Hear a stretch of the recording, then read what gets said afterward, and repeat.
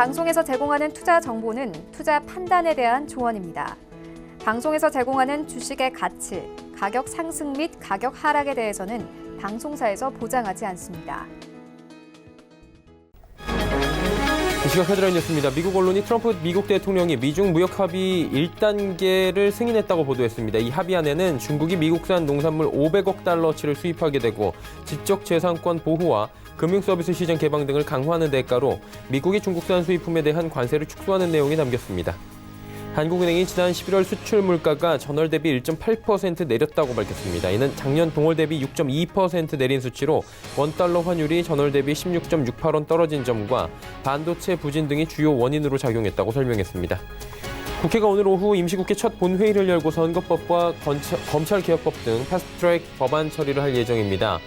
예산 부수 법안과 민생 법안을 상정해 우선 처리하게 되고 이후에 패스트트랙 법안도 상정한다는 방침으로 이에 한국당은 필리버스터로 맞선다는 계획입니다. 영국 보수당이 현지 시각으로 12일 치러진 조기 총선에서 368석으로 하원 과반 기준을 훌쩍 넘는 의석을 확보하며 압승을 거둘 것으로 예상되고 있습니다. 이에 따라 존슨 총리는 크리스마스 이전에 브렉시트 합의안을 새 의회에서 통과시킨 뒤 내년 1월 말 EU 탈퇴를 단행할 수 있을 것으로 예상하고 있습니다. 시청자 여러분 안녕하십니까. 오늘장 내일장 출발하도록 하겠습니다. 서정덕입니다. 시장의 급등 흐름 또 일어나고 있습니다. 역시나 예측할 수 없었던 트럼프 대통령에 의해서 만들어진 오늘 급등장입니다. 전일 미국 증시도 사상 최고치를 또다시 경신을 했습니다. 이유 모두 다 알고 계실 겁니다. 미중 간의 무역 협상 1단계입니다. 최종 합의가 아니라 1단계에 서명을 했다라는 부분이 밝혀졌고요. 이 부분이 굉장히 반가운 건 다가오는 15일, 한마디로 오늘 장 마감됐는데 일요일에 미국이 중국에 대해서 추가 관세를 부과하게 되면 월요일에 급락할 수 있기 때문에 굉장히 불안감이 커질 수 있는 불확실성이었는데 이 부분도 모두 제거가 됐습니다.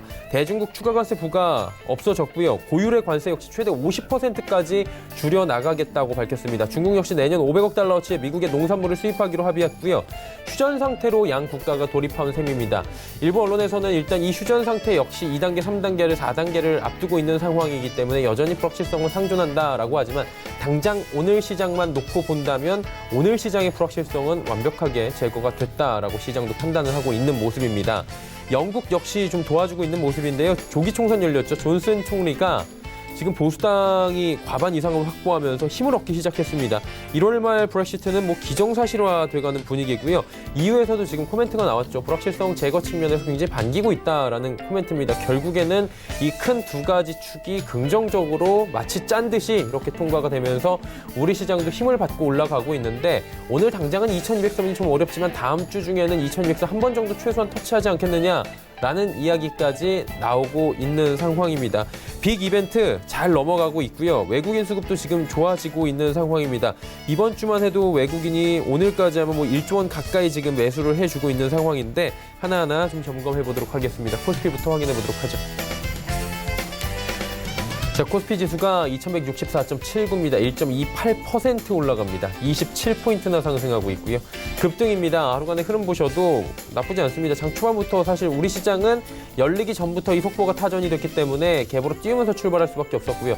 근데 갭을 크게 두진 않았습니다. 좀 약간 눈치를 장 초반까지는 보다가 이후에 매수가 들어오면서 수급이 들어오면서 2167포인트대까지 올라왔고요. 지금 별다른 조정도 없습니다. 시장 자체가 계속해서 잘 달리고 있는 상황입니다. 수급 주체 보셔도 외국인이 4천억 원 가까이 삽니다. 기관도 3,270억 원인데 이 기세면 외국인이 9천억 원 정도를 이번 주에만 매수를 해주면서 돌아왔다. 이번 주에는 이렇게 말씀을 드릴 수가 있을 것 같습니다. 개인이 무려 7,230억 원을 순매도하고 있는데 이렇게 따지면 개인이 이번 주에만 2조 원 정도를 매도하는 것으로 주간 집계가 될 수 있겠습니다. 금융투자, 연기금 쪽에서 사고요. 당연히 투신 쪽은 펀드화 매물량이 이 정도 되면 또 나옵니다. 약간 부담으로 127억 원 정도 매도가 나옵니다. 다음 살펴보도록 하죠. 보시면 삼성전자, SK하이닉스인데 SK하이닉스 무섭습니다. 5%가 넘게 시총 2위주가 올라가주면서 시장을 끌어주고 있습니다. 네이버만 지금 살짝 밀리면서 좀 아쉬움이 남고요. 삼성바이오로직스 역시 1.4%나 상승하고 있는 상황입니다. 다음 살펴보도록 하죠. 현대차, 셀트리온, 보아빈 가운데 현대모비스가 밀립니다. 운송장비 쪽이 살짝 밀리는 가운데 신한지주 오랜만에 3%. 일단은 뭐 신한지주나 금융, 증권주 같은 경우에는 지수가 올라오거나 경기가 좋아진다 뭐 이런 얘기가 나오면은 방어주의 역할을 좀 해줬었지만 오늘 같은 경우에 시기가 배당주 관련입니다. 일단 금융, 증권주들 지금 배당 성향으로 짚어드려도 기본적으로 작년 기준으로 한다면 3에서 5%가 나옵니다. 그러다 보니 지금 매력적인 구간이다라고 최근에 많이들 이야기가 나왔는데 오늘 매수가 확 들어가네요. LG화학도 지금 1,500원 정도의 상승이 나옵니다. 다음 살펴보도록 하죠. 자, 보시면 포스코가 많이 올라갑니다. 포스코 역시 최근에 지수가 갈 때 같이 잘 가주는 모습 보여지고요. KB금융, 삼성물산, SK텔레콤 모두 상승합니다. LG생건만 살짝 빠져내려가고 있는 상황이고요. 다음 살펴보도록 하죠.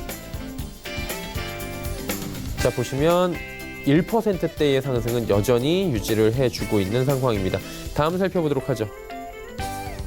자, 보시면 645가 장중 고점이고요. 현재 포인트가 저점 부근인데 그렇게 뭐 많이 밀리지도 더 올라가지도 않는 상황입니다. 1% 정도로 지금 지켜주고 있고요. 수급 보도록 하겠습니다. 역시나 쌍끌이 매수입니다. 기관, 외국인 같이 사주고 있는 상황이고 기관이 좀 많이 사주고 있네요. 연기금은 팔지만 금융투자 쪽에서 주로 사줍니다. 개인은 무려 1,000억 원을 팔고 있고요. 다음 살펴보도록 하죠. 셀트리온 헬스케어, CJENM, 스튜디오 드래곤 모두 올라갑니다. 특히나 스튜디오 드래곤이 2%의 상승을 보여주면서 8만 원 부근까지 갑니다. 다음 살펴볼까요? KMW 올라가고 슈제로 올라가고 파라다이스 올라가고 그리고 SK머티리얼즈 올라가는데 일단 SK머티리얼즈, SK하이닉스 모두 다 잘 달리고 있고요. 반도체 관련 업종 자체가 오늘 전체적으로 좋습니다. 필라델피아 반도체 지수도 최근에 많이 개선이 됐고요.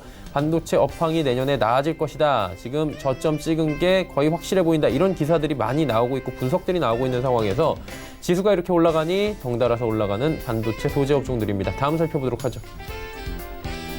메디톡스, 원익 IPS, SFA, 고영, 제넥신 올라갔는데 역시나 원익 IPS 어제 이어서 오늘도 급등 나오는데 삼성전자 1차 밴더죠. 그러다 보니까 삼성전자 올라갈 때 같이 이렇게 또 이거래일 연속으로 급등 흐름 가져가 주고요. 고영도 10만 원 다시 지켜주는 모습입니다. 다음 살펴볼까요? 환율인데 1170원도 장중에 이탈이 될 정도였습니다.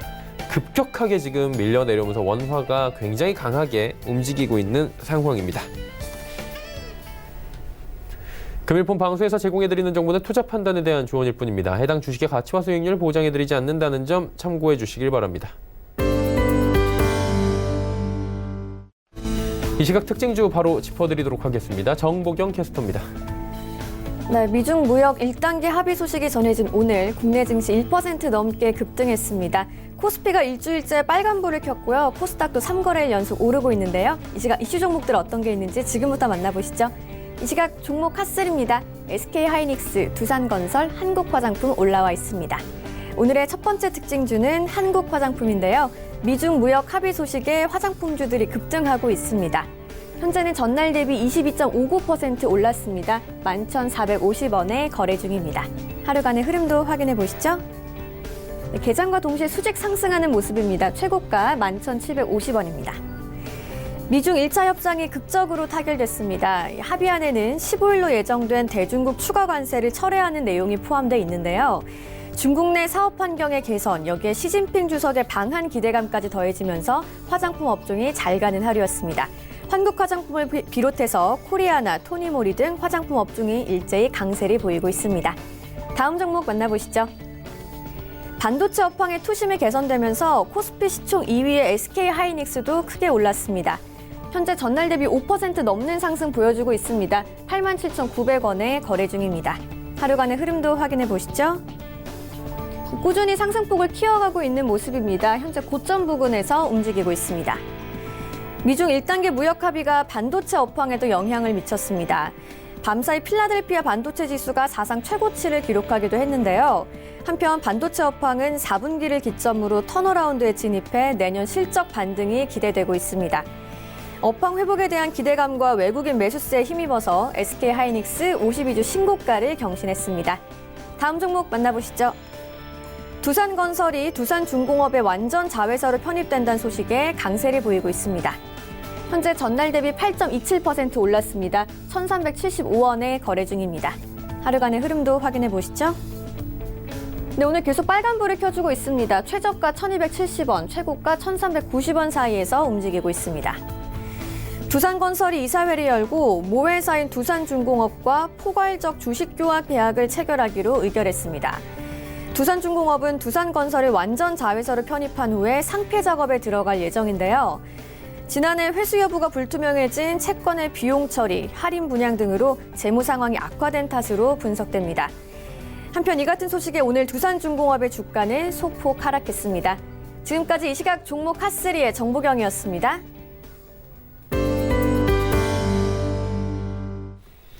시장 이슈 바로 점검합니다. 펠리즈 투자리서치 김민수 대표와 함께합니다. 어서 오세요. 네, 안녕하십니까. 예, 연말이다 보니까 뭐 지금 전망이 굉장히 또 많이 어떻게 보면 난무한다라고 표현을 해도 될 것 같은데 글로벌 투자은행들이 예측한 내년 미국 시장 흐름에 대해서는 어떻게 하던가요? 분석 좀 해주실까요?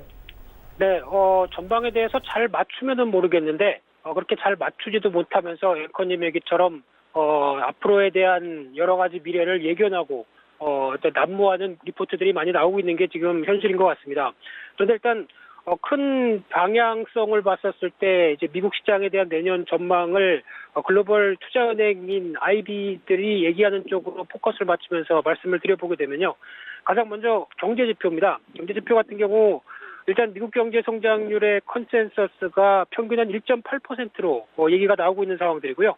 물론 이제 올해 대비 하락 쪽의 무게를 갖고 있는 상황들인데 최근 들어서 미국의 GDP 성장률 추이를 지켜보게 되면은 일단 중요한 부분들이 올해 초 같은 경우가 한 3%대 이상 상승세를 보이면서 성장에 대한 깜짝 어떤 변화를 좀 보여줬던 흐름들인데 그런 이유로 지금 한 2%대 초반대로 움직이는 경향들이 나오다가 일단 내년 같은 경우는 1.8% 성장 쪽으로 약간 하향되지 않을까라는 쪽으로 바라보고 있는데 하지만 지금 미국을 굳건하게 지키고 있는 바탕은 아무래도 완전 고용에 가까운 고용 쪽이겠죠. 그러다 보니까 지난 시간에 말씀드렸던 것처럼 고용에 연계된 소비가 상대적으로 탄탄하다. 이런 관점 쪽에서 아무래도 미국의 GDP는 하향된다고 하더라도 그렇게 크게 하향되지는 않지 않을까로 바라보고 있는데 하지만 이제 무역 분쟁이 어느 정도 좀 완화가 되기 시작하게 되면 나오는 기업 투자에 대한 축소 부분들이 해소가 어떻게 될 것이냐가 또 하나의 관건이라고 봐야 될 것 같고요. 또 하나 물가입니다. 물가는 연준의 목표치인 2%를 상회하지는 않을 걸로 보여지고 있는데 특히 지금 기조로 보게 되면 올해 약 한 2015년도부터 간헐적으로 2% 이상, 그래서 한 2.2%나 2.4%대까지도 나온 적은 있지만은 기조가 자리 잡지 못하고 오히려 약간 안정권에 들어오는 기조다라고 볼 수 있는 상황들인데 하지만 문제는 또 이제 최근에 금리 인하를 통해서 나왔던 유동성과 관련된 부분들, 그에 따라서 임금 상승이나 또 관세 부과의 이후에 취소되는지의 여부들, 거기다가 또 달러와 추이 같은 경우도 같이 물가에 영향을 끼칠 수 있다는 관점 쪽에서 좀 더 주목을 해야 될 걸로 보여지고 있고요. 또 하나 많이 얘기가 나오는 게 미국 경기의 침체 가능성들에 대해서도 계속 얘기가 나왔던 부분들인데 이 부분에 대해서는 아무래도 저희가 다 알고 있는 미중 간의 무역 분쟁 더 이상 확전되면 안 되고요. 게다가 내년은 또 대선이 있는 미국 트럼프 대통령의 재선과 관련된 여러 가지 정치적 불확실성 때문에 약간 리스크를 좀 키울 수 있는 요인들이 나오는 게 아니냐라는 쪽에서 봤을 때 아무래도 경기 확장이 감속될 가능성은 높다라는 쪽으로 바라보고 있는데 제가 보기에는 가장 큰 어떻게 보면 잠재적인 리스크 중에 하나가 기업 부채 같습니다. 특히 미국의 GDP 대비 기업 부채의 추이를 보게 되면 저희가 알고 있던 2008년도 금융위기 서브프라임 사태 때 나왔던 흐름들과 거의 육박하는 수준까지 와 있고요. 오히려 또 기업 신용 사이클까지 같이 연결해서 본다라고 하게 되면 지난 2000년도의 닷컴 버블 그리고 리먼 브라더스 사태보다도 살짝 더 올라가 있는 수준까지 지금 나와서 과열이 아니냐라는 관점들도 상당히 높아 있는 상황들인데 물론 이제 경제가 장기간 확장으로 들어와 있고 게다가 저금리가 또 계속 오랜 기간 동안 유지가 되다 보니까 그에 따라서 이어졌던 부분이란 거는 당연히 인정을 하겠지만은 그래도 이에 따른 어떤 우려감들은 상대적으로 기업 부채와 관련된 쪽에서 어떤 부채가 늘어남에 따라서 그에 따른 충분한 어떤 실적이나 성과를 보여줘야 되는데 그게 나오지 못한다고 한다면은 바로 악화될 수 있다는 것도 염두를 해야 될 부분이고요. 하지만 지금 현재는 이자 보상 배율이나 부도율을 고려했을 때 그렇게 큰 부담은 아니다라고 생각할 수 있는 수준으로 보여지고 있고요. 세 번째는 금리입니다. 특히 올해 세 번째 정도 금리 인하를 연준의 표현으로 보게 되면 예방적인 금리 인하, 즉 예방주사를 맞았다라는 관점 쪽으로 봤었을 때 일단 예방주사를 맞았으면은 징후가 나타나는지 좀 더 지켜봐야 되겠죠. 그런 차원이다 보니까 연준은 추이를 확인할 시간이 좀 더 필요하다라는 관점 쪽에서 아마 내년은 거의 금리 동결에 대한 쪽으로 무게가 두고 있는 상황들인데 15개 글로벌 IB 중에서 10곳이 내년에 동결로 바라보고 있고요. 그중에 어떤 많은 곳은 75bp까지 또 인하할 수 있다라고 한 곳 정도는 얘기를 하고 있는데 전반적으로 보게 되면 5곳은 인하, 10곳은 동결. 그러다 보니까 아무래도 인하 쪽에 약간 무게가 실린 동결이 아닐까라는 관점으로는 보여지고 있는데 이 부분은 예측할 상황은 아닌 것 같습니다. 워낙 또 다양한 변수들이 존재하다 보니까 좀 더 지켜봐야 될 것 같고요. 특히 다시 이어지고 있던 그 양적 완화와 관련된 부분들 쪽에서의 미세한 변화들이 좀 더 지켜봐야 될 부분이라고 생각이 들고 있고요. 그와 함께 또 뉴욕 증시에 대한 전망도 얘기가 나오고 있는데 15개 글로벌 IB가 추정한 쪽으로는 내년 말 S&P 500 지수가 약 한 8% 올라갈 걸로 컨센서스가 보여지고 있습니다. 그러면 지금까지 올라온 속도에 비하게 되면 거의 미미하다는 얘기인데 왜냐하면 아무래도 밸류에이션에 대한 부담이 좀 높다는 부분들, 특히 지금 상장사 미국 쪽에서 평균을 내보게 되면 PER이 20배 가까이 들어와 있다라는 쪽은 아무래도 싸지는 않죠. 그런 관점으로 봤을 때 부담감은 조금씩 더 늘어나고 있는데 하지만 기업이익이 내년에 한 9% 정도 늘어날 것이다 라는 쪽까지 이어지게 되면 이를 상쇄할 수 있다는 분위기 같고요. 게다가 또 배당 수익률도 거의 1.9%대까지 평균적으로 나올 것이다 라고 하게 되면 이 부분까지 고려했을 때 아무래도 추가 상승에 조금 더 무게를 싣는 분위기라고 봐야 될 것 같고요. 근데 여기서 또 중요한 부분들이 신흥국 투자에 대한 매력도는 좀 더 늘어난 부분이 아닐까 생각되고 있는데 특히 MSCI 신흥국과 그리고 선진국 지수의 상대 지수를 비교를 해보게 됐을 때는 일단 지금 2018년도 이후부터 가장 크게 괴리감이 벌어져 있다는 쪽으로 봤을 때는 오히려 이 부분이 내년은 선진국 특히 미국 중심으로는 약간 정체 아니면은 상승폭이 좀 둔화, 오히려 신흥국 쪽이 빠르게 이 괴리를 축소하면서 변화가 들어오지 않을까로 바라보고 있는데 그렇기 위해서는 다 아시는 것처럼 달러와의 추이가 중요하겠죠. 달러화가 지금 오랜만에 약세 쪽으로 이제 가닥을 잡아가는 분위기 쪽에서 이게 강화되기 시작한다라고 하게 되면 아무래도 어떤 신흥국 관련된 쪽에 대한 기대감이 더 커질 수밖에 없는 게 내년이 아닐까. 그렇기 때문에 기대감은 좀 더 갖고 보는 건 사실이라고 봐야 될 것 같은데 하지만 신흥국의 전망은 항상 틀리는 경우가 많습니다. 왜냐하면은 워낙 또 다채로운 여러 가지 정치적인 리스크나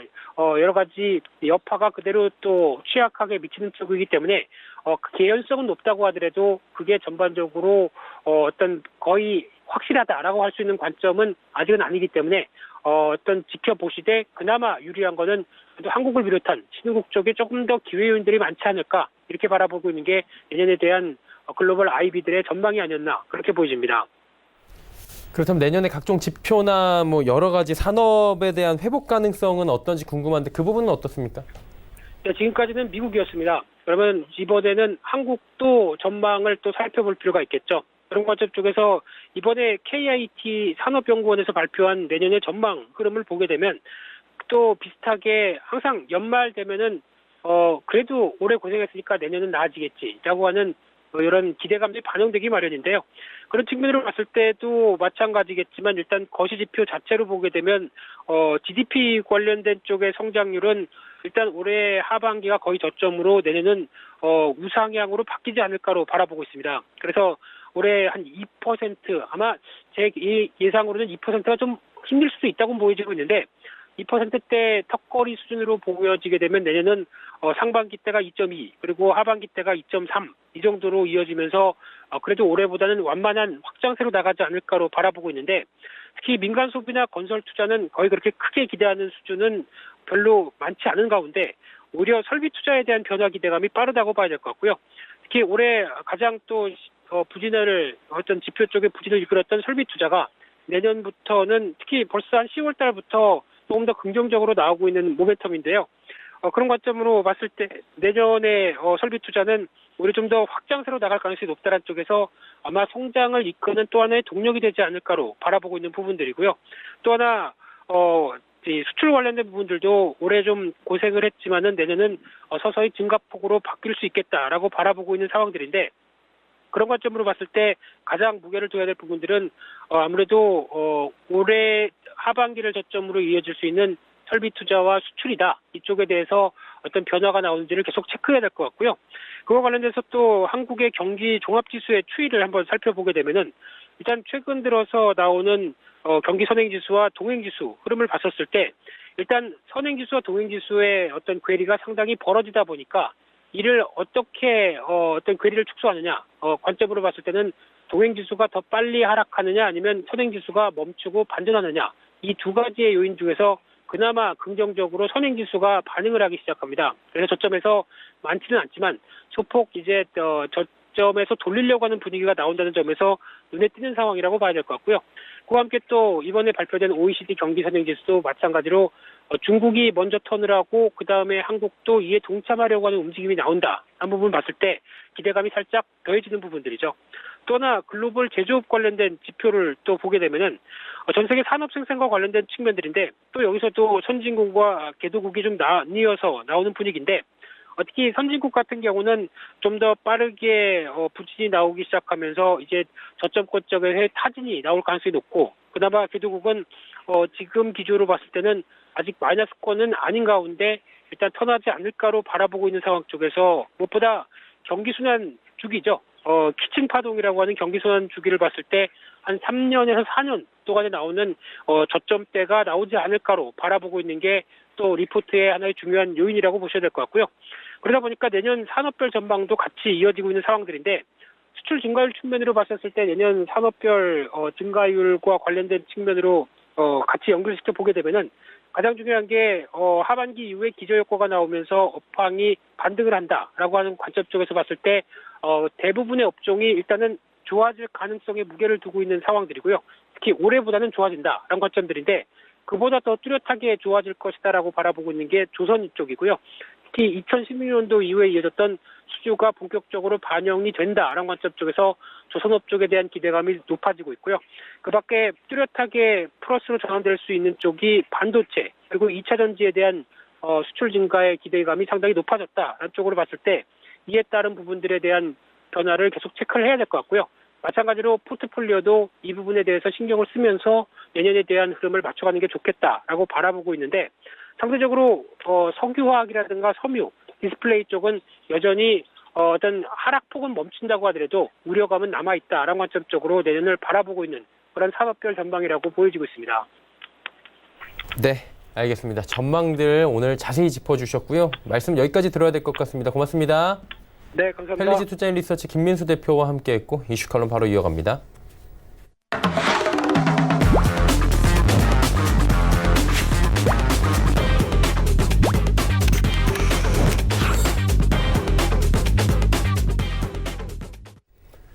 이슈 칼럼 시간입니다. 참좋은경제연구소 이인철 소장과 함께합니다. 어서 오세요. 네, 뭐 오늘 새벽이죠. 일단은 1단계 페이즈 1이 이제 극적으로 타결이 된 거잖아요. 15일 대중국 추가 관세 없고, 그다음에 기존의 관세를 좀 줄이겠다라는 부분. 양국과의 주고받은 게 있는 것 같은데, 평가를 어떻게 하실지 궁금해요. 이게 평가가 조금씩 다르더라고요, 다. 이게 절묘한 타이밍에 예. 트럼프의 노림수가 통했다라는 거예요. 1단계 합의예요. 아직 큰 그림의 첫 발짝을 띄는 건데. 아니잖아요. 맞습니다. 첫 발짝을 띄는데 예. 지금 트럼프는 별로 좋은 호재가 별로 없어요. 내부적으로도 외부적으로도 예. 전 국가와 전 세계를 상대로 지금 뭐 정말로 갑질을 하면서 상대국들의 이제 비호를 받고 있는 맞아요. 상황이고, 여기에다가 내부적으로도 탄핵 정국에 휩쓸려 있고, 거기에다가 가장 치적으로 내세울 수 있는 게 북한과의 관계 개선이었는데, 북한이 말을 잘 듣지를 않아요. 맞습니다. 유엔 안보리까지 지금 나와 있는 상황입니다. 이러다 보니까 지금 불과 이제 현지 시간으로 15일 0시가 되면 추가로 자기가 얘기해 놓은 중국산 1,650억 달러 상당의 물품에 대해서 15% 관세 디데이입니다.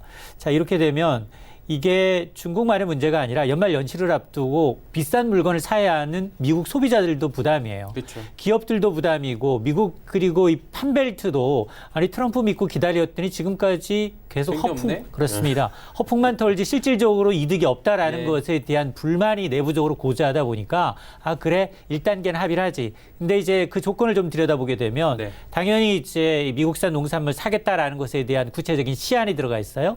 내년까지 약 500억 달러, 58조 원 정도는 사주겠다. 라는 내용. 자, 그렇게 되면 일단 15일 관세 부과하겠다라고 한 것에 대해서는 일단은 부과를 하지 않고요. 예. 기존에 매겼던 관세가 있습니다. 3천억 달러 상당에 대해서 25% 관세 물렸는데 이거 절반은 깎아줄게. 예요. 그리고 또 하나를 든다면 지적재산권 보호 확약인데 아무것도 드러나지 않았어요.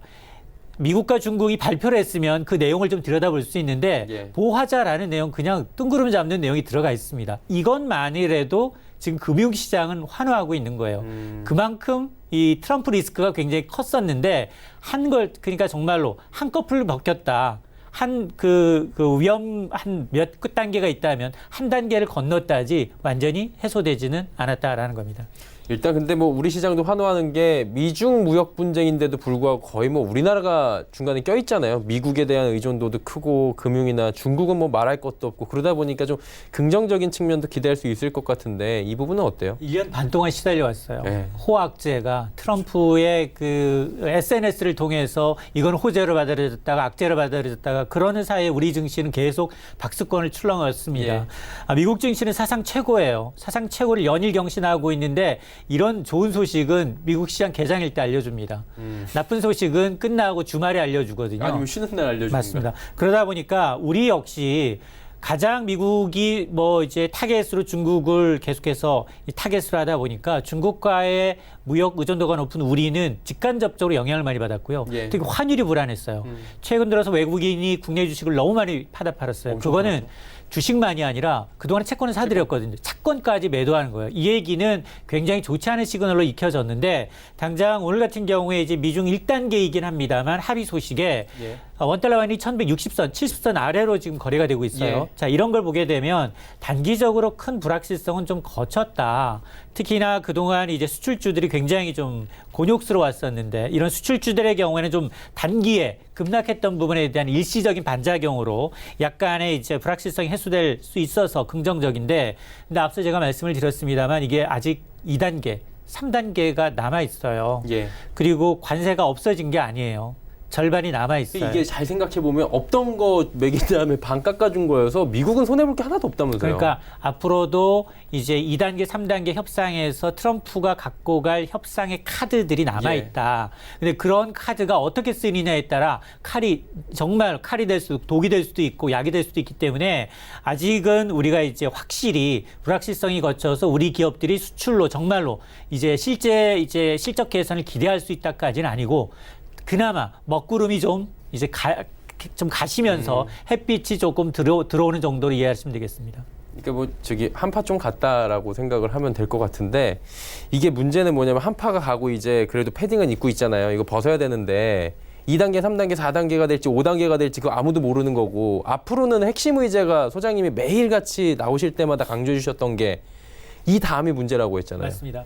변수가 너무나 큰 변수들이 있습니다. 지금까지는 잽이었다면 정말로 속을 내보내줘야 되는 이제 중국 기업들의 기술 탈취 문제, 지적재산권 문제, 굉장히 미묘한 문제들이 남아있고 이걸 중국이 과연 받을 것인가. 그리고 트럼프 대통령은 내년 어쨌든 재선을 타겟으로 하고 있기 때문에 11월 이전에 이걸 해결할 수 있느냐가 문제입니다.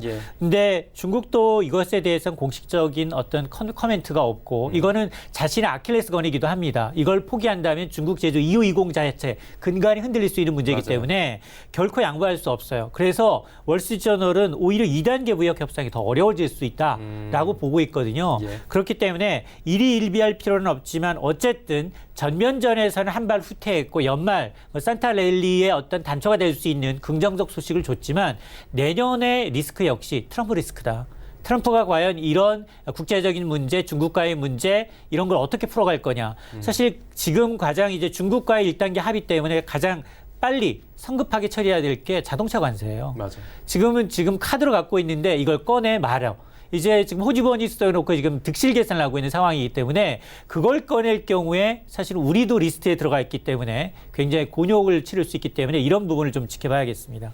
쉽지 않겠어요. 예, 쉽지 않은 관계에서 그래도 영국 쪽은 브렉시트가 이제 확실하게 거의 됐다고 보는 거잖아요. 존슨 총리가 이끄는 이 보수 진영이 완전히 압승이더라고요. 이제 이 보수 진영만 가지고 가도 모든 걸 다 장악할 수 있을 정도까지 국민들이 선택을 해준 건데 이 부분은 저희가 어떻게 좀 분석을 하는 게 좋을까요? 일단 지금 뭐 개표가 진행 중이고요. 네. 일단 출구조사 결과는 압도적으로 이제 이 보리슨 총리가 이끄는 보수당이 압승할 것으로 보입니다. 하원에 650석 가운데 368석 정도의 의석을 확보할 것으로 예. 지금 예측이 되고 있는데 뭐 이대로라면 지금 보리스 총리가 추진하고 있는 게 일단 연립정부 설립이 가능하고 과반 이상이기 때문에 하원에서 통과가 무난합니다. 이렇게 되면 별 무리 없이 정말로 우리가 가장 우려했던 노딜 브렉시트가 아닌 그런 가능성은 좀 희석이 되게 됩니다.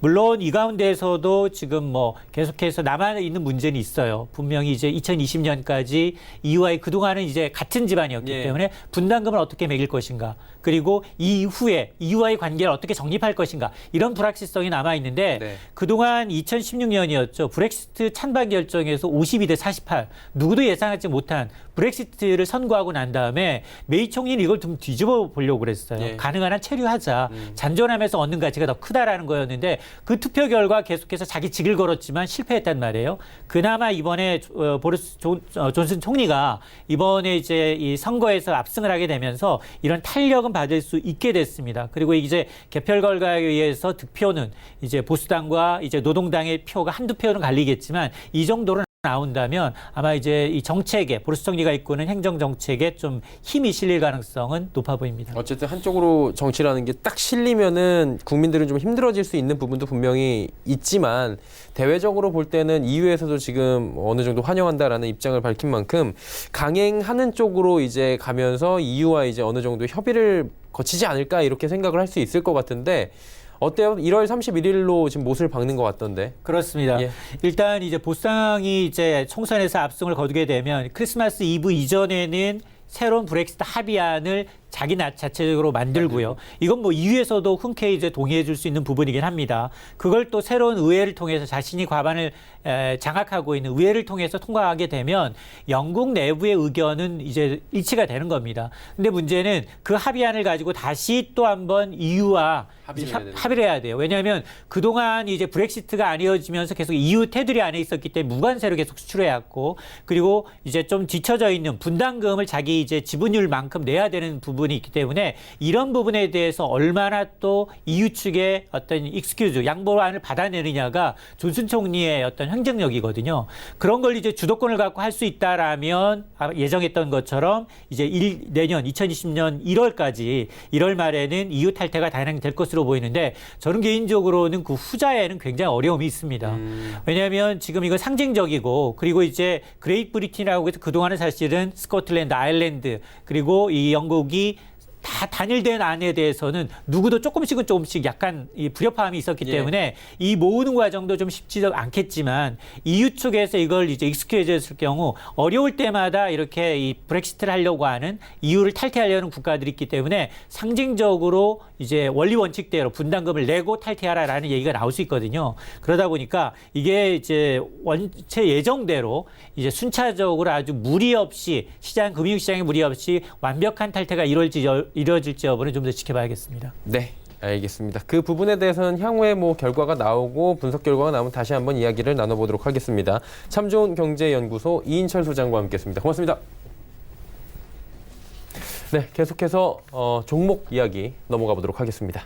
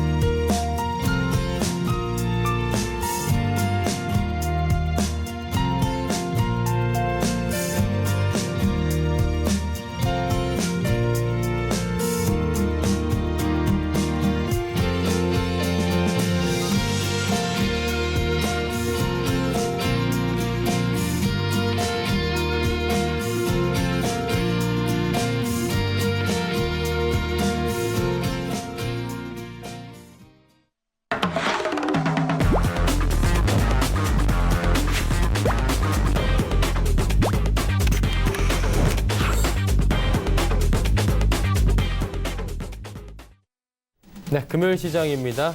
오늘 시장 괜찮은데 이 시장 상황에 맞는 종목들 또 이야기 나눠보도록 하겠습니다. 벤자민 투자연구소의 신일섭 소장과 함께합니다. 어서 오세요. 안녕하세요. 오랜만에 좋아요. 아, 그런가요? 이 정도면 뭐 좋죠, 뭐. 네. 2200선 향해 달려가고 있는데 뭐 우리나라가 하루에 50포인트 오르고 이런 거는 좀 오랜만이죠. 50포인트 오르고 이런 것 정도는 바라는 게 아니니까 예, 그래요. 많이 오르는 것 같아요. 그 외국인도 엄청 많이 사줘요. 개인이 엄청나게 팔고 있네요. 지금. 네네. 7천억 그래서 좀 넘게 팝니다. 다행입니다.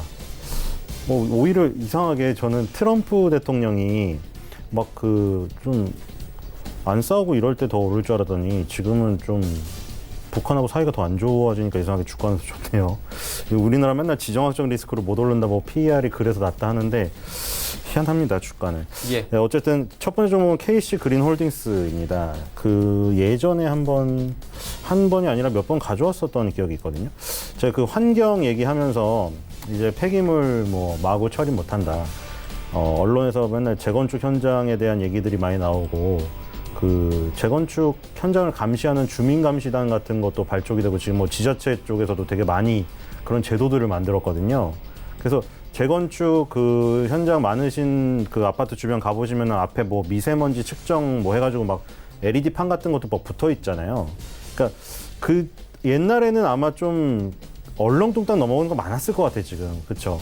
막 성명가로 날리고 뭐 그런 것도 뭐 초등학교 교실에 그런 문제들도 되게 많이 나오고 있잖아요. 근데 옛날엔 폐기물 막 그냥 다 던졌을 거예요. 제가 어떤 다큐 봤더니 그 아파트 폐기물 옛날 오래된 아파트에는 다 성면이 들어있어요. 근데 그거를 이제 폐기를 하는데 보니까 원래 뭐 덮고 무슨 뭐 진공 포장하고 막 되게 여러 절차가 있는데 잠입 취재를 했는데 그냥 땅에다가 그걸 통째로 그냥 트럭에서 쏟아 붓는 거예요. 그러면 성면가루가 다 날리는 거죠. 이제 그런 것들이 계속 뭐 사회적 문제가 되고 막 언론에서 다루고 뭐 이러다 보니 정부에서도 나서서 굉장히 그 단속을 심하게 하고 주민들도 나서서 이러다 보니까 점점 폐기물 처리에 대해서 좀 그 절차를 밟아서 제대로 하는 그런 업체들이 이제 수입원이 커진 거예요. 이제는 그렇게 막 마구 버릴 수가 없거든요. 그래서 KC 그린홀딩스는 그런 그 환경기업의 대표적인 업체고요. 그리고 지금 여기 내용을 보면은 이 자회사들 중에 자회사들도 다 그 환경 관련 기업이에요. 이 31개의 자회사를 보유한 지주회사거든요. 홀딩스가 붙은 건 대부분 지주회사죠. 이 보면은 KC 코트레라고 KC 환경 서비스가 이 연결 대상 회사 현황에 제일 첫 번째, 두 번째로 올라와 있잖아요. 그만큼 중요하다는 뜻인데 여기 보니까 KC 코트렐은 대기 오염 방지 설비 제조 설치고 KC 환경 서비스가 폐기물 수집 처리예요. 그리고 그거 두 개가 가장 주요 자회사인데 밑에도 쫙 보면은 대충 내용을 보세요. 대부분 폐기물, 뭐 재활용, 뭐 친재생 에너지, 환경 이런 단어들이 몽땅 들어있어요. 이 31개 자회사가 다. 그러니까 KC 그린홀딩스는 이 지주회사인데 대부분의 자회사가 다 환경 관련 사업을 하는 회사라는 걸 알 수가 있겠죠. 그리고 11월 달에는 베트남 폐기물 처리 업체 그 릴라마인가요? 릴라마 EME 지분을 62억 2,462만 원을 주고 샀어요. 취득 목적에다가 뭐라고 적었냐면 해외 사업 진출이라고 적었거든요. 그래서 우리나라 국내 그 환경 사업만 하는 게 아니라 이제는 해외로까지 나가는 것 같습니다. 뭐 베트남 하면은 무슨 한류 뭐 열풍이 불어서 한류 음악도 잘 되고 문화도 잘 되고 이런다고 하는데 환경 쪽 요쪽도 우리나라의 그 한류가 진출하는 그런 부분이 보이는 것 같아요. 그래서 KC 그린홀딩스를 주목을 해봐야 되지 않을까 생각이 됩니다. 아직 오른 게 없어요, 거의. 그래서 지금 목표가는 7,000원으로 잡았고요. 손절가는 4,800원입니다. 두 번째는 한국 맥널티입니다. 2주 전인가? 정확히 기억 안 나는데 가져왔었죠. 그때는 이렇게 안 떠 있었죠. 근데 그때 조금 떴어요. 조금 밑바닥에서 약간 떠서 제가 그때 무슨 말씀을 드렸냐면 이제 설정이 지워져 버렸네요. 그때 여기 다 남아 있었는데 지금 설정이 지워졌는데 그때 막 그림 보면서 이거 언젠가 설명한 것 같다. 왜냐면 이런 식으로 남아 있었어요. 지금 왜 지워졌는지 모르겠는데 그때 2017년부터 계속 여기 20개선의 저항을 받았는데 어쨌든 간에 12월 달에 이 위로 올라왔다. 기술적으로는 굉장히 중요한 신호다. 얘기를 드렸고 그때 뭐 이 한국 맥널티가 원래는 그 동서랑 한국 맥널티가 이제 커피 사업을 하는데 성격이 전혀 다르다고 했잖아요. 그래서 어쨌든 간 그 굉장히 기대를 많이 받았는데 계속 안 가다가 뭐 요 위로 올라온 게 뭐 무상증전이 뭐 이런 것 때문에 뭐 일시적으로 올라온 거 아니냐. 근데 어쨌든 기술적으로 그걸 뚫었다는 건 중요하다 이런 말씀을 드렸고요. 그 커피 사업부랑 제약 사업부가 있는데 그때 요것도 살짝 말씀드렸죠. 바이오 사업을 이제 시작을 하는데 왜 커피 회사가 바이오 사업을 할까? 근데 이런 기업 되게 많다고 말씀드렸잖아요. 아직 뭐 매출 비중이 높아서 바이오 사업이나 뭐 이런 걸로 변형은 안 됐지만 전환은 안 돼 있지만 사업을 하는 바이오나 제약 사업을 하는 회사가 많다고 했어요. 근데 한국 맥널티도 그래요. 지금 커피 사업부가 매출이 한 70% 넘는 걸로 나오고 제약 사업부도 20% 넘는 걸로 나와요, 지금. 근데 제약 사업부 같은 경우에는 커피 사업부는 이제 원두 커피 파는 거예요. 뭐 생두, 원두 다 팔았거든요. 생두는 가공하기 전에 커피 원료고 그걸 가공한 원두 그 두 개 다 팔고 있었는데 이제 커피 사업이 경쟁이 치열하다 보니까 제약 사업에 손을 댄 것 같아요. 그래도 우리가 유명하게 들어볼 만한 게 몇 개 있거든요. 종합감기약 센티콜 있고 탈모 관련 보조 치료제 케라민도 있고요. 짜먹는 종합감기약. 요즘에 짜먹는 종합감기약 선전 많이 나오더라고요. 뭐 오상진 씨도 나오고 이유리 씨도 나오고 그 선전하는 게 짜먹는 감기약이 인기인 것 같아요. 그래서 이쪽도 손을 댄 것 같아요. 한국 맥널티가 어쨌든 오늘도 급등하고 있고 뭐 무상증자 효과니 뭐 이게 뭐 제약사업비가 커서 나온 효과니 그거는 이제 뭐 정확히 이제 뭐 어느 정도의 비중이 들어가서 이 상승을 가져왔는지는 사실 알아낼 수가 없어요. 근데 중요한 거는 거래량이 굉장히 폭발하면서 이 지겨웠던 이 구간을 뚫어냈다는 거죠.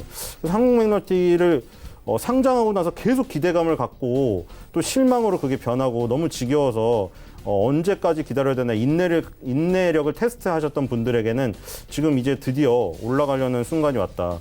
그래서 손절가는 6,500원, 목표가는 10,000원입니다. 세 번째는 세아입니다. 이것도 가져왔었죠. 자, 이제 다시 저 위로 상승을 하려고 하는 것 같아요. 지금 보면은 이 새벽 배송하고 로켓 배송 뭐 이런 것들이 점점 확대될 가능성이 있지 않나요? 지금 그걸 주로 시키시는 분들이 20, 30대거든요. 새벽 배송이나 이런 로켓 배송을 지금 원하시는 분들이 하시는 분들이 뭐 쿠팡 같은 경우에는 일요일 날 시키면 월요일 날 와 있고 그러니까 보통 택배사가 이제 토요일이면 끝나잖아요. 보면은 월요일 날 배송이 잘 안 와요. 시켜보신 분들 아시겠지만 그 전주에 배송해도 화요일이나 수요일까지 기다려야 되거든요. 근데 로켓 배송 월요일 나와요. 그리고 새벽 배송 마켓컬리나 뭐 SSG.com 같은 경우에 11시, 12시까지 시키면 바로 새벽 3시에도 와요. 그러니까 이런 것들이 너무 편리하다 보니까 지금 시장이 더 커질 가능성이 있다. 그래서 지금 박스 만드는 업체들은 굉장히 좋고 세아가 그때 말씀드린 대로 범용 백판지를 만드는데 이 백판지가 뭐 여러 가지 포장재로 쓰여요. 이른바 박스 포장재로. 그래서 세아를 주목을 해야 된다고 말씀을 드렸는데 지금 박스권 구간에서 위로 돌파될 가능성이 굉장히 높아지고 있다. 그때 말씀드린 대로 한솔재지, 깨끗한 나라, 신풍재지, 한창재지, 그리고 세하 뭐 이렇게 5개 백판지 업체가 국내 시장의 95%를 점유하고 있기 때문에 제가 계속 말씀드린 뭐 새벽 배송이 늘어난다, 로켓 배송 뭐 여러 가지 배송이 늘어난다 이렇게 되면 요 5개 업체가 일단 수혜를 보게 돼요. 그리고 그 전에 뭐 얘기는 많이 드렸는데 이제 폐지 줍는 어르신들이 힘들면 힘들수록 이 백판지 업체는 웃는다고 했죠.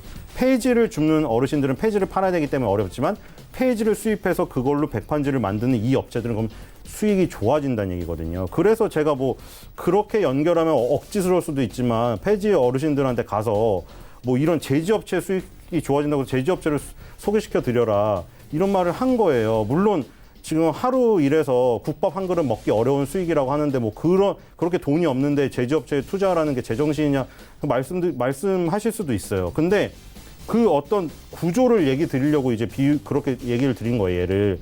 그만큼 이윤이 좋아지는 거죠. 누구는 굉장히 어렵지만 그 반대쪽에서 웃는 사람이 분명히 있다는 거죠. 그 웃는 자가 지금은 이 백판지 업체들이에요. 그래서 이제 원재료 가격은 굉장히 떨어져서 마진폭이 늘어나는데 또 이 끝쪽에서는 성장이 엄청나게 이루어지고 있어요. 지금 제가 또 평상시에 느낀 걸 얘기 드리면 마켓컬리 저도 꽤 시키는 편인데 어느 순간부터 뭐가 바뀌었냐면 처음에 비닐 포장이나 이런 게 엄청 많았거든요. 근데 갑자기 뭐 언론에서 이런 걸 다루기 시작했어요. 마켓컬리 좋다. 새벽에 오고 좋은데 뭐 육아만 카페들 들어가면 뭐 죄를 짓는 기분이고 무슨 뭐 이렇게 비닐 포장이 많으면 뭐 이거 조그만 거 고기 하나 시켰는데 거기다 비닐 포장 이렇게 많이 했냐. 그래서 어느 순간부터 마켓컬리가 뭘 했냐면 다 박스로 바꿨어요. 그 비닐 포장까지. 그래서 생각한 게 아니 박스가 더 많아진 거예요. 이렇게 되니까. 비닐 포장재로 하여던 것까지 박스 포장을 해서 지금 마켓 거래 배송하거든요. 그럼 이제 더 많이 만들어죠, 박스를. 그러니까 이제 이런 업체들은 굉장히 좋다. 그리고 지금 세아가 M&A 건이 또 걸려 있거든요. 그래서 여러 가지가 지금 다 지금 좋아요. 그래서 이게 만약에 세력이 포기를 안 했다면 이건 솔직히 확률이 되게 높아요. 왜냐면 여기 보면 9월 달에 엄청난 거래량을 싣고 들어왔는데 지금 보면 거래량이 거의 잔디밭이에요. 거의 하루에 거래가 거의 없어요, 지금. 근데 이 거래가 거의 없는 이 잔잔함 속에서 만약에 이 박스권이 돌파가 됐는데 여기서 거래가 하나도 안 터지고 그냥 돌파가 되잖아요. 그거는 완전히 매물소가 돼가지고 이 세력이 다 들고 있다는 얘기예요. 그러면 세력이 맘대로 올릴 수가 있어요. 그냥 정말 간단히 얘기해서 1,500원에서 2,500원, 1,000원이 올랐잖아요. 여기서 최소한 3,000원에서 4,000원까지는 그냥 여기 뚫으면 간단히 갈 것 같다는 생각이 듭니다. 그래서 그 급등주로 한번 눈여겨보시기 바라고요. 손절가 2,500원, 목표가 4,000원입니다. 네. 지난 시간 네오크레마 말씀해 주셨는데 결과 궁금하고요. 오늘은 어떤 종목을 좀 짧게 볼까요? 네, 네오크레마도 좋았습니다. 이것도 사실 생활 속에서 알 수 있었던 종목인데 갈락토스라고 이제 뭐 육아하시는 분들이 잘 아실 수 있는 그런 종목이에요. 그래서 그런 쪽으로 친근한 종목이고 네오크레마 지금 10,000원 눈앞에 두고 있기 때문에 계속 보시면 좋을 것 같아요. 오늘은 역시 세아입니다. 앞에서 많이 설명드렸기 때문에 지금 박스권을 상단을 지금 뚫어내고 있거든요. 11월 달에 한번 뚫었다가 바로 내렸죠. 근데 이거는 제가 봤을 때는 한 번 더 꺾는 거? 그건 것 같아요. 이 개인 투자자들을 따라오게 만든 다음에 살짝 만든 다음에 여기서 다시 실망시킨 다음에 좀 약간 터는 작업이 아닌가 그런 생각이 들어요. 그래서 저는 3,000원이 돌파되면 4,000원, 1,000원 단위는 쉽게 갈 수 있다. 이렇게 생각이 됩니다. 네, 알겠습니다. 오늘 세하에 대한 이야기까지 나눠봤고요. 이쯤에서 보내드리도록 하겠습니다. 벤자민 투자연구소의 신일섭 소장이었습니다. 고맙습니다. 내일의 종목 330 바로 이어집니다.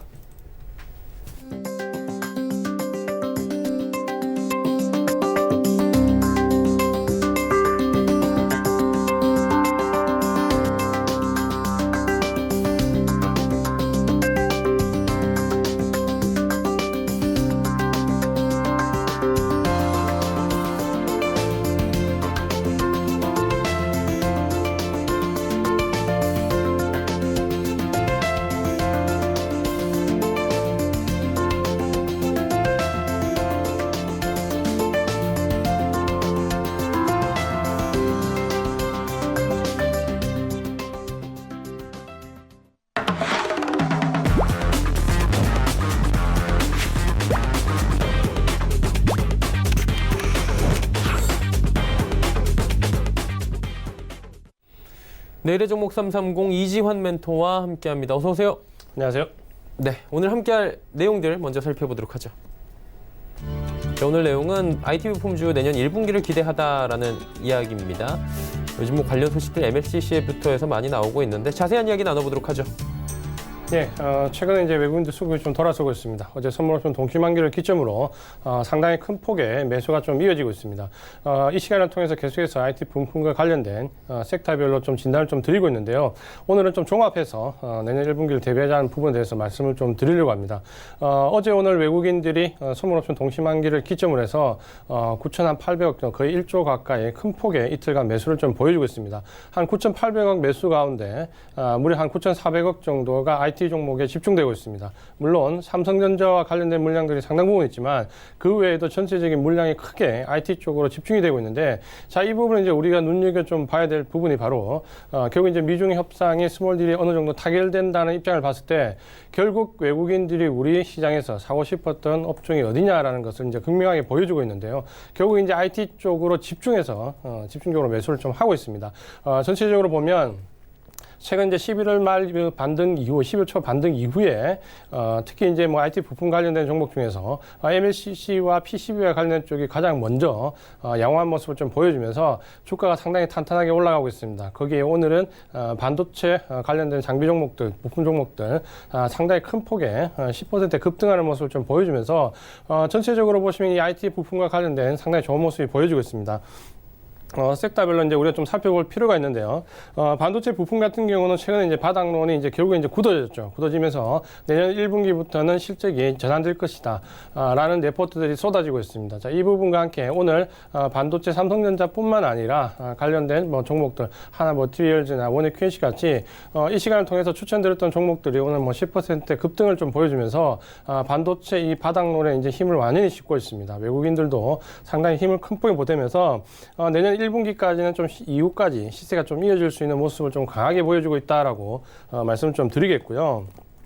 여기 이제 최근에 이제 5G 통신 장비 관련된 부분도 상당히 좀 이슈화 되고 있는데 전체적으로 보시면 내년 1분기 이후에 새로운 도약이 기대가 되고 있습니다. 물론 지금은 가격적인 조정을 좀 받고 있지만 결국 이제 실적이 어느 정도 차감된 부분을 반영하는 것이다라고 좀 보시면은 내년 1분기를 기점, 2월, 3월을 기점으로 해서 지금 이제 일본뿐만 아니라 중국이 이어 일본까지도 5G가 실행이 되기 때문에 전체적으로 좀 호재가 이어지고 있기 때문에 이 부분 분명히 주가도 턴어라운드 할 가능성이 높다라고 우리가 좀 이해를 하면 되겠고요.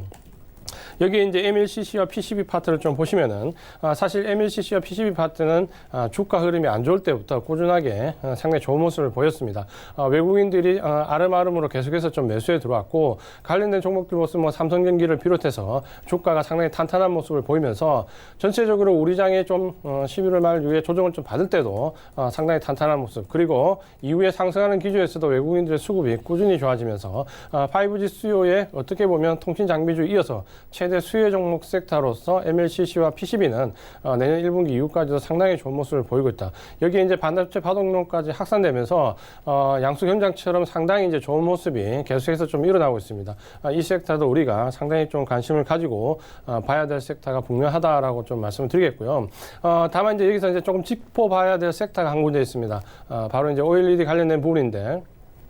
사실 이제 IT 부분이 상당히 좀 어려움을 겪을 때도 OLED와 관련돼서는 상당히 장밋빛 레포트들이 많이 나오고 있고 지금도 내년에 상당히 우호적인 레포트들이 많이 나오고 있습니다. 근데 우리가 이제 이 부분 좀 주가와 좀 차별화되는 모습을 좀 보이고 있는데요.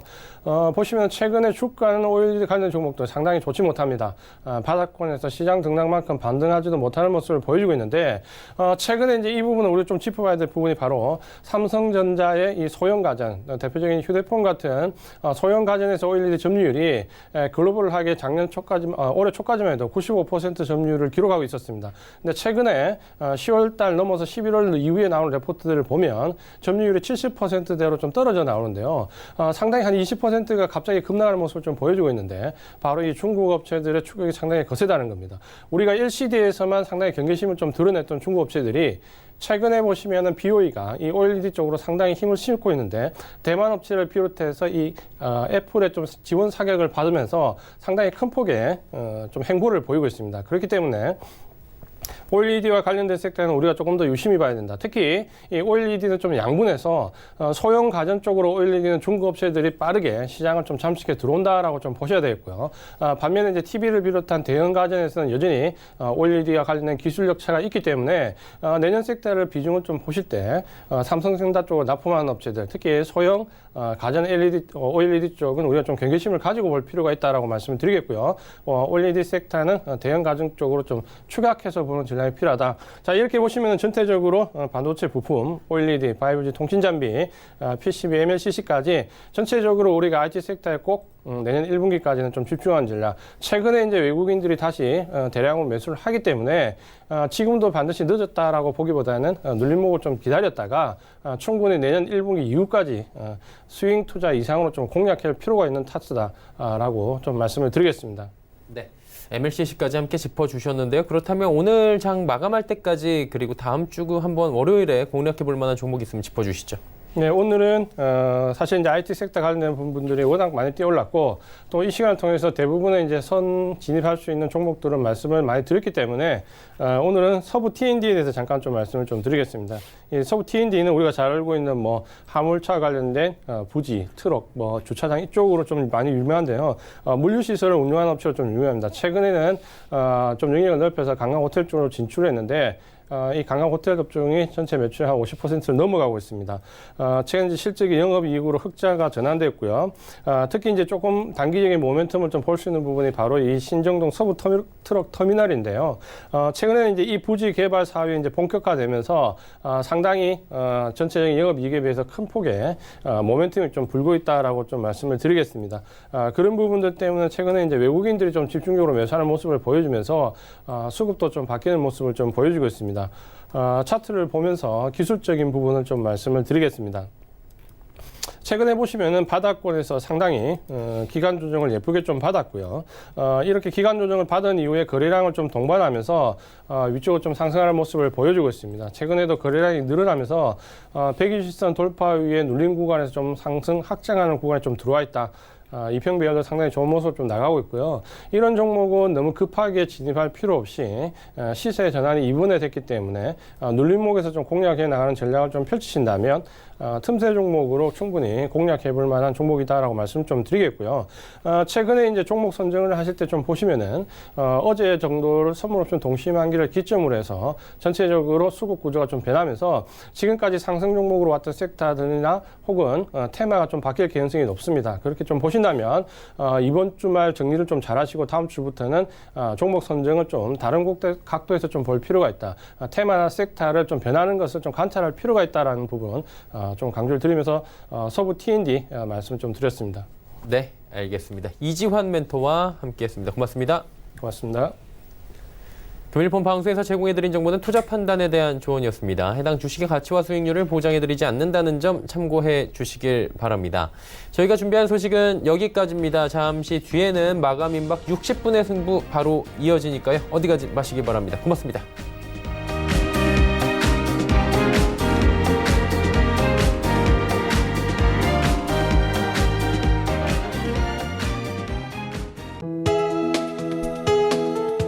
방송에서 제공하는 투자 정보는 투자 판단에 대한 조언입니다.